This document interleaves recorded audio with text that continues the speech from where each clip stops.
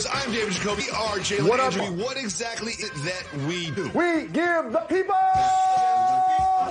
they want. Jalen, who is joining us on this program just minutes from now? 76ers professional bucket hitter Tobias Harris is joining the program. Tobias Harris joins shortly, but we start with where the Pelicans and Blazers game ended last night. What time is it? Dame time. Ooh. You know when game time it is, Dame time, and Dame did it again. Another game-winning bucket from Dame Lillard. Jalen, what did you see from Dame last night? Listen up, I got a story to tell. Listen up, I got a story to tell. For anybody that's been paying attention to this program, you already know that we have felt about Damian Lillard. There are people that are just discovering his greatness right now. I want to introduce you to some B-roll. Do you remember when this place on LaMarcus Aldridge was a part of the team, and in the playoff game, and Dame Dollar broke off the play and hit a game-winning shot? LaMarcus Aldridge left after that, but it was the beginning of Dame time, and he waved bye-bye like God to OKC, Paul George, and us. Sit there with franchise disarray. And it's unfair what he did to Bulls a couple of times. Lean back on Lauri Markkanen. So again, the highest paid player in the game, has multiple commercials, is an all-star, will be in the league, has been all-NBA. Why do I keep hearing people say Dame is underrated or slept on? It ain't him or us. It's you for not paying attention the last decade. Look at these numbers, Jalen. This season alone, shooting over 63% in the clutch. He has 82 clutch time points. Jalen, there are over 61 players that he ranked amongst, and he is number one in field goal percentage, number one in clutch time points. We showed you a handful of times that he has sent teams home at the end of games, but the number there, the eye test there, Dame Lillard at the end of the game will win the game. And the Trailblazers have themselves a year. And I know people get confused every now and then, Jacoby, but let me tell you who the top 5 basketball players currently in the NBA. LeBron James, Kevin Durant, Kawhi Leonard, Curry, and Lillard. That's the top 5. Get lazy with the list. Well, Giannis might be asking about that, and someone who may creep into that list over time is a gentleman by the name of Zion Williamson. Yes, they did not win the game yesterday, but Zion went off, put up 36 points. It really feels like this man is coming into his own in the league season. Do you agree? I do, and it's about pace. If you do this, they find a way to get him the ball on move. But first off, you ain't getting that Matt Trucks week very often. The other thing is, that's when he's at his best. Dog, his explosiveness, his size, with his height, is something that this game has not seen. Think of your favorite high fly. Zion can jump just as high. Think of the most powerful interior performer. Zion is just as strong. And so now that he's finding his game and how easily get bucks, like he was doing this in his year. He would have been all key. He would have did a lot of great things last, but he was injured. Now he doesn't have a minute restriction, and Zion Williamson is smashing the league. He's going to be an all-star here, Jacoby. Oh, he is. Jalen, I'm upset at something, and we need to talk about it on the air, on WAC. During our product call, I said that tonight's game between Lakers and the Nets is the most anticipated, the most exciting regular season matchup that we could possibly have in the entire league. And I was alone in that thought. Why am I alone here? Why am I the one who says LeBron against Kyrie and Harden is easily the best game we could possibly put together in the regular season? David Kobe, I'm excited to see LeBron. And I appreciate how the old LeBron called. That's what he said. And just so far from that. Absolutely not say that. You're trying to absolutely right did now. Not say that. Did not say that whatsoever. Did not say that whatsoever. The greatest regular season game I've ever seen is Thunder Warriors when Steph hit that shot 40 feet, and you know that. You're trying to comment right now, but on the call you said, "Ain't me a more anticipated regular season game ever." Those were your words. That's not what I said. No, don't you misquote added me. You know what? I started the show being mad, and I'm still. Now we're in a full fight. Let's talk about Ben Roethlisberger. It seems like every offseason for the past 5 years, he's been sort of like, maybe not gonna play. I'm not really sure. But now the Steelers GM Colbert said the following: as we sit here today, and is a member of Pittsburgh Steelers, not exactly a resounding vote of confidence from the general manager. Big Ben plays for the Steelers this year. As we sit here today, I got a scrag beard. and I need to get a cut. No. Oh, no. Right? Oh, no. I love Big Ben. And I put on for the legends. But he couldn't be my quarterback this year. Not enough. And he's a statue in the pocket. That's the first that stands out beyond his age. Brady aged gracefully. Ben aging rough. Now, they did start 11-0. He did have a ton of drop passes. They don't have a running game. And they did not have the signature defense that Pittsburgh Steelers are known for. Still an aging quarterback without mobility. If I'm going to pay somebody $40 million of my salary cap funds, it can't be that player. It cannot.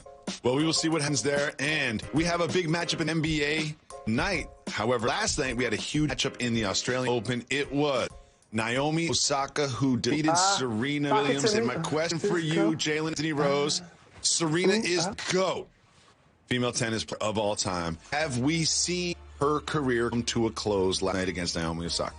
I think moments like that happen in your Serena. You got to think of MJ's crossover at Utah when he left the neck up there in the game winner. Except he turned. Osaka is deal. And she's in early 20s. Serena has been a champion longer than he's been alive. I believe it's time to pass the time, but to Miss Elliott? Sock it to me. Sock it to me. But in all seriousness, it's her turn. It's her turn. I believe we up in 3-2-1. And besides some leads and stuff like that, I think Serena is going to eventually look around these next few weeks and decide that she's going to retire. Stay tuned. Well, we will see. And you hold a baseball bat, even though you played basketball, because I think you want that baseball money. And the Padres, Fernando Tatis Jr. got that baseball money. 14-year contract. Wait for it. $340 million. What do you think about this historic deal for Tatis and the Padres? Congratulations. And he's one of the people that actually make me watch baseball. I can't front. Because he actually has a personality when he's performing at his job. And when I'm trying to watch sports, I'm also trying to entertain. And he does that for me while still giving me big-time stats. And it must pay to be in Cal. Because the largest contracts in the history, right, of those teams are in California. So your job or your boss looks at you and says, we don't got it. It's a pandemic. The coronavirus, we're going to get back to you. You remind them of Patrick Mahomes. You remind them of Fernando Tatis. And you remind yourself, if they really want to pay you, they could. They can. And Tatis got that back. Jalen Anthony Rose, who is joining us. Heineken River Pier 17 in New York City. Welcome back, Jalen and Jacoby. Jalen joining us now is a man soon to be all-star. The man right there. Tobias Harris joins the show. Tobias, last night you had 24 points. 15 rebounds. What has it been like to take a leap this season? Man, it's been great. I think coming into the year, obviously, disappointing last season in the playoffs, just to really redeem himself and the team in general. We want to really have people put some respect on our name this year. Sitting at the top of the East right now and continue to let this thing go and roll. So, we're playing really good basketball right now. We got to continue to. Tobias, thanks for joining the show. All I want to know is a Black History fact took place in your contract got signed. And I want to shout out your father because he negotiated the largest deal of any player by a parent. Big shout to him. Having Doc Rivers back on the sideline, what was the difference between playing for former coach Brett Brown and now have Doc back that you went with the Clippers? I would say it's been a transition for our whole team. We grew from last year to this year just in terms of majority. And then you bring a coach back in who, Doc warrants respect and then walks in the door. And he's a coach that this team, he's all pushing us each and every day. Win or loss, we're trying to find in a different way to get her at. And, he just has us locked in, holding us accountable night out. And really the goal he's trying to get this team to realize is we have a chance at championship and we need it there. So he's holding us to that standard each and every game we play. And it's been a pleasure to be back with Doc, and to be coached by a season. I'm having a lot of fun and so are the guys. Well, you're winning a lot of games. Part of the recipe for all those wins is Joel Embiid's play this season. Being up close, personal, watching the big perform night in and night out, what is it like being a team of his?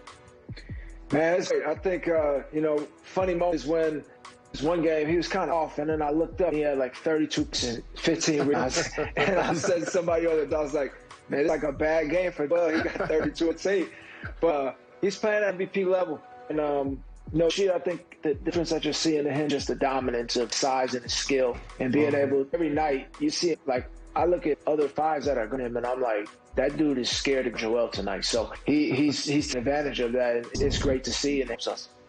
So you're a student of the game, and so many times people talk about what a player can't do. The function of a great team is actually use everybody to their maximum. Please celebrate Ben Simmons and tell the audience why they shouldn't focus on what he can't do and ignore so many things that he does do for your team. Man, it makes me sometimes when I see everybody critiquing, a part of the game, not really understand that the elements of the game that are most good for us. And he's the league guard's the best guy every single night.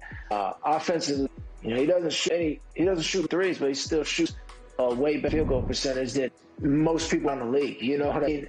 He's at the top at finish. So for me, it's like you got to do 6'9", that see the floor, pass, defend, and he's a guy that makes us go on offensive end with his pace. So I know how important it is playing with him and what he brings to the table. And I don't even worry about what other people have to say, because we just focus on our group night in, night. Tobias, you are having an excellent year. I believe that you are an all-star for certain this season. You're gonna make it. Tell everybody listening why you deserve to be in that game this season. You're gonna make it. Now, I would say for me, the work I put in every offseason to be better. And my key emphasis for offseason was to be more efficient. I want to be a 54-90 player in the league. I wanted to be able to be that guy on a court that when other teams are playing against, they know you can't let him get off for 20, 25 points a game. But besides that, number one in the East, we've had 3 All-Stars on the team. It has been rewarded on All-Star game. So I don't think that should alter this year. And, it'd be a big opportunity for me as a player, the work that I've put, the pace that I've had year after year. And, it'd be really fitting, and I would appreciate it all. We haven't heard any players talking out of our game, but we have heard a couple of players say they weren't necessarily enthusiastic that was going to be played. What are your thoughts about the Atlanta All-Star game actually being played, a skills competition and/or a dunk contest?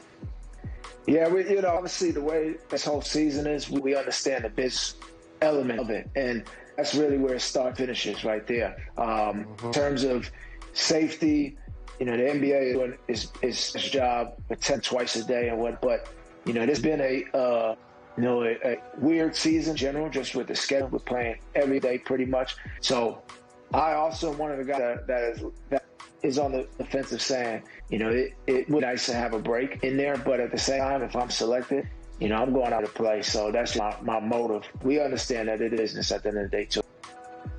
Tobias, we are in the middle of Black History Month, and we're celebrating Black History. And your grandfather, a lot of people don't know this, was a member of the Tuskegee Airmen. When did you realize the significance of that? As a young kid, he would always talk about it. I would go over to his house, have, airplanes, and I knew grandfather was a pilot. And then when I got older, that was when I really understood the significance of Tuskegee Airmen. And he was somebody that always strived for better for his family in terms of what he could do, in terms of putting his mind in that position. I could do anything that I strive to be, and I can create generational wealth for my family. So that just trickled down to my brothers and sisters. Jalen talked at the beginning of the show, my father being an agent. So my father's always taught us that, whatever you put your mind to, you get done, and he's done that in his life, being the first African-American man to have an NBA and NFL license to manufacture and distribute clothing. So he's always taught us that you can strive in any type of way, and that is just down through our whole family, and that's why I try to teach young African-American kids this day. Thank you so much for joining, Tobias. You can always get exclusive content with Tobias on the Jalen Jacoby podcast.